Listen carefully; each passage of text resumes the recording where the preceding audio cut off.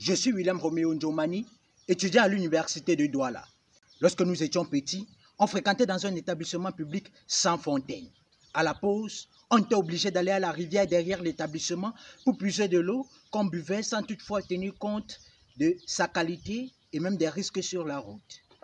Lorsqu'on rentrait, la maîtresse chantait « L'eau, la rivière, l'eau est sale, l'eau s'est noyée, l'eau fait peur. » Et nous on répondait « Ah, l'eau, la rivière, l'eau est sale, l'État va laver, l'eau s'est noyée, l'État va sauver.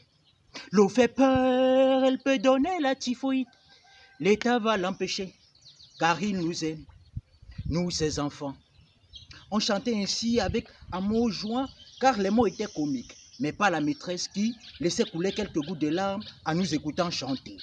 Lorsque j'ai grandi, j'ai décidé de m'intéresser particulièrement à ce secteur de l'eau potable au Cameroun, et c'est alors que j'ai découvert que toutes nos louanges en faveur de l'État étaient vaines, car ce n'est pas l'État qui s'occupait du secteur, il était privatisé.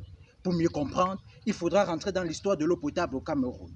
Tout commence en 1968, date à laquelle l'État a décidé de créer la SNEC, Société nationale des eaux du Cameroun, avec pour mission le traitement et la distribution de l'eau potable sur l'étendue du territoire en qualité et en quantité. Une mission qu'elle va remplir jusqu'en 2008, date à laquelle l'État va privatiser le secteur pour 10 années avant de ne renationaliser qu'en 2018.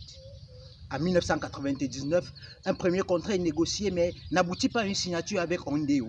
En 2005, la CAMOAT est créée et prend effet le 31 mars 2006 avec pour mission la recherche des partenaires et la signature des contrats dans le secteur de l'eau potable au Cameroun. 2 ans après, on aboutit à la signature avec un partenaire privé, la CDU, la Camerounaise des eaux, qui va gérer le patrimoine pendant 10 ans. En 10 années de gestion, quel bilan? Je vais vous les présenter, mais en 2 ou 3 points de comparaison entre la période où l'État a géré et la période où le partenaire a géré. Lorsque l'État gérait, l'on n'avait jamais entendu parler de qui va s'occuper des employés, encore moins de qui va gérer leurs pensions retraite ou encore d'intention de grève. Or, en 2011 et 2012, l'on a remarqué cela avec le partenaire privé.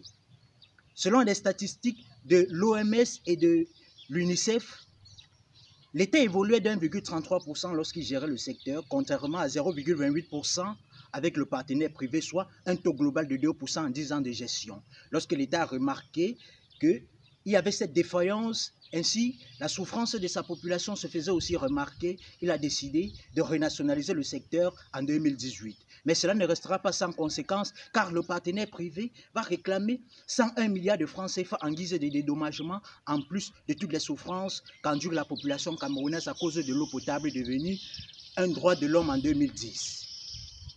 Moi particulièrement, j'ai vécu une histoire que je vais vous raconter. Mesdames et messieurs, honorables membres du jury, j'aimerais que vous teniez compte du fait que Diana pouvait être votre sœur, votre fille, votre meilleure amie, votre copine, celle en qui vous reposez tout l'espoir de votre famille. Vivant en Konjok, dans la région du littoral, département du Nkam, malgré la panoplie de robinets, il y a jadis ne coule plus à cause du manque d'entretien, elle va porter le seau un jour pour aller puiser de l'eau, mais ne va pas rentrer. À 4 heures, elle va partir. 7 heures, sa mère l'attend.